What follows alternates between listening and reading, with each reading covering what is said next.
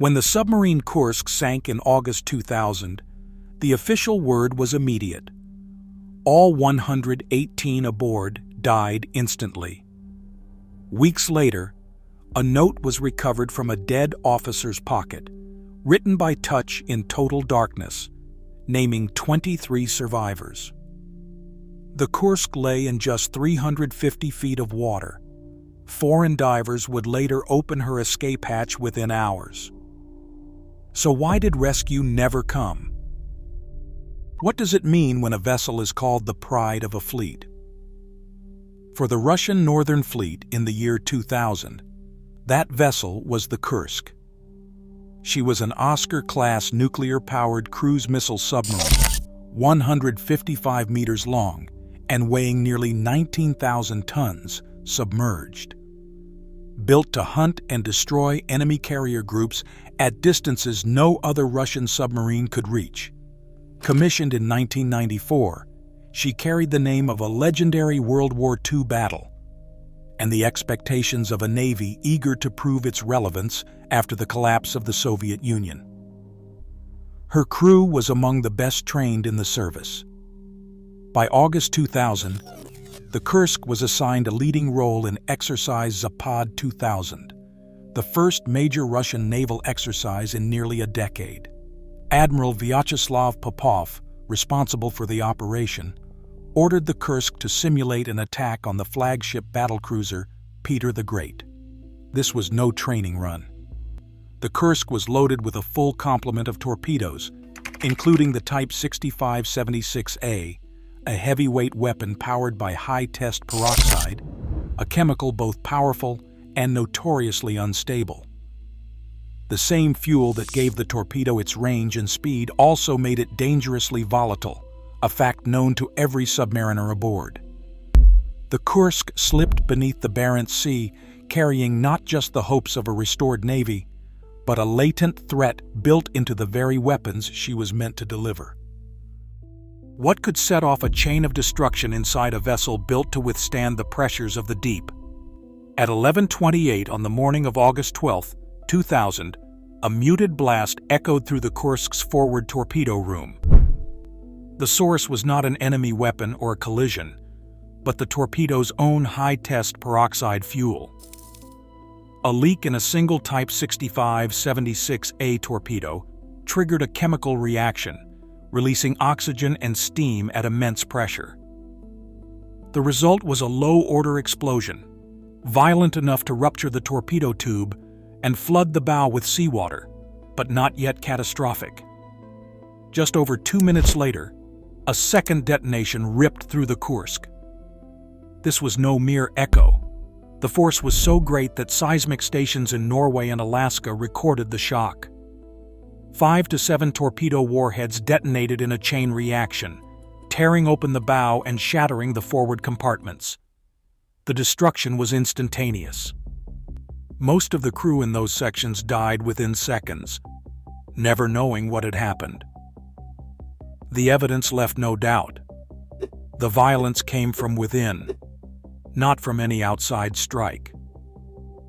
The Kursk's strength became meaningless against the chemistry of its own arsenal, and the pride of the Northern Fleet was left mortally wounded, silent on the floor of the Barents Sea. How long can hope survive in darkness when the world above is silent? After the twin explosions tore through the Kursk, a small group of men found themselves alive in the submarine's 9th compartment, the aftmost refuge, sealed off from the devastation forward. The bow was gone, the forward sections obliterated, but the rear compartment remained intact, holding at least 23 survivors. They gathered there, cut off from all escape, as the submarine settled to the seabed at a depth of just over 350 feet, close enough to the surface to tempt belief in rescue, but far beyond reach, without outside help. Inside, the situation grew steadily worse. The power died, plunging the compartment into total blackness. The Arctic water pressed in, leaking through damaged seals and chilling the air.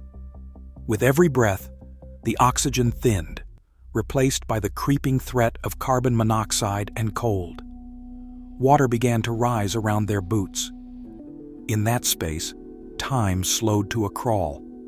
The disaster was no longer a question of explosions or technology, but of endurance, how long the trapped men could hold out, and whether anyone would come before the last light faded. Why did the world hear nothing for nearly 2 days after the Kursk went silent? As families waited at the dock in Vidyayevo, official channels held their tongues. No public word from the Navy. No confirmation from Moscow. Only rumors and a growing sense of unease among those who knew the routines of military secrecy. When the first statements finally came, they offered contradiction instead of clarity. One message claimed the entire crew had died instantly in the blasts. Another insisted that contact had been made, that rescue signals had been exchanged with men still alive below the Barents Sea. Parents and spouses, desperate for any scrap of truth, were told to hope and to grieve in the same breath. The silence became its own kind of answer, heavy and deliberate. In the absence of facts, officials issued comfort and certainty they did not possess. The men on the seabed had no voice. Their families, gathered in cold northern air, were left to wait, caught between the promise of rescue and the finality of loss. The gap between what was said and what was real widened with every passing hour, and the official silence began to feel less like caution and more like betrayal. How does a rescue unravel when every minute matters? Russian mini-submarines descended again and again, tasked with latching onto the Kursk's rear escape hatch. Each attempt ended in failure. The submersibles, battered by icy currents and blinded by silt, could not form a seal tight enough to open the hatch without flooding the compartment.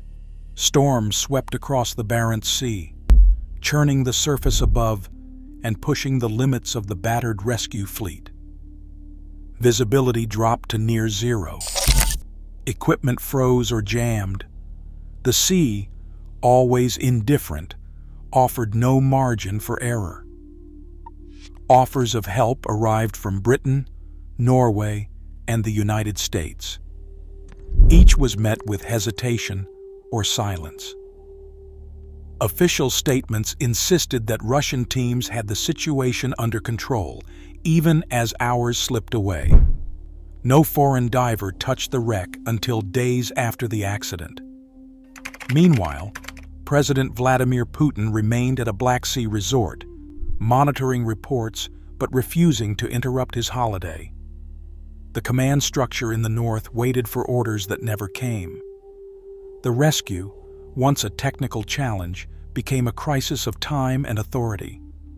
As the oxygen in the Kursk's last compartment dwindled, the chance for survival narrowed to nothing. Delay, not only disaster, sealed the fate of those below. What did the Norwegians find when they finally reached the Kursk? Permission for foreign divers came only after a week of silence and failed attempts.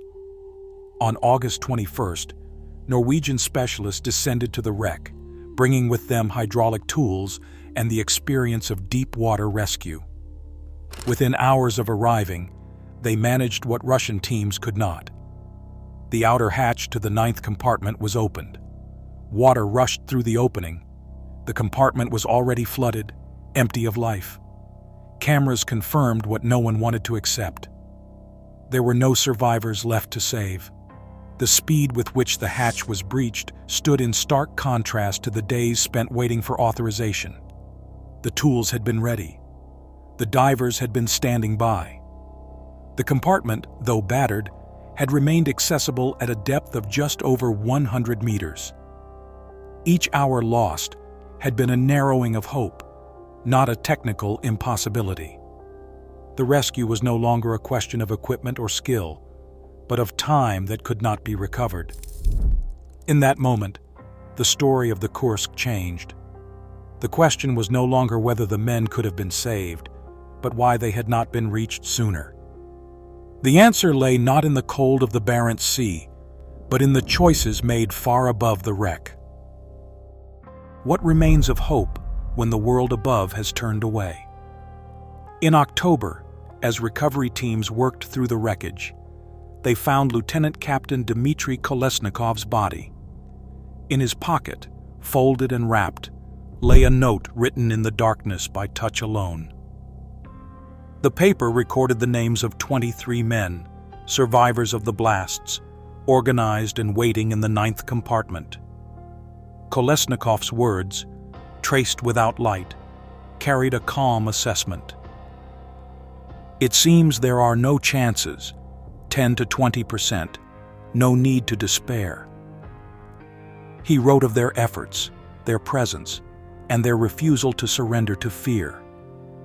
The note did not only contradict the official story of instant death, it gave the trapped sailors their own testimony, a record of endurance and clarity under impossible pressure.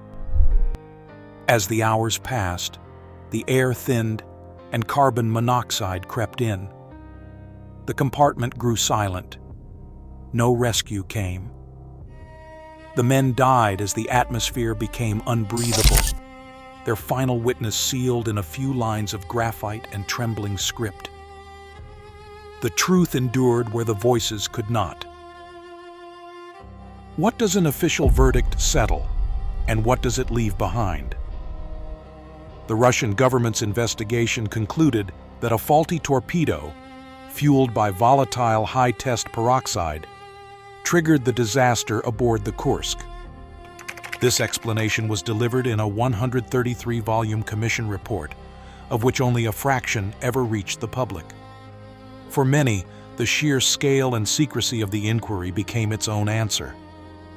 The idea that a NATO submarine might have collided with the Kursk continued to circulate, even as seismic and forensic evidence pointed only to an internal explosion.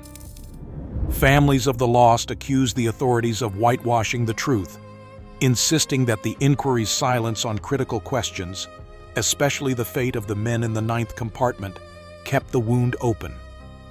The official cause was known, but the sense of betrayal remained, unresolved and unhealed. The unanswered signals from the deep still echo in official silence. Today, secrecy and delay remain routine in military disasters worldwide.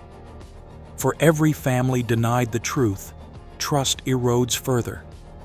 The question endures: when lives hang in the balance, who decides what we are allowed to know?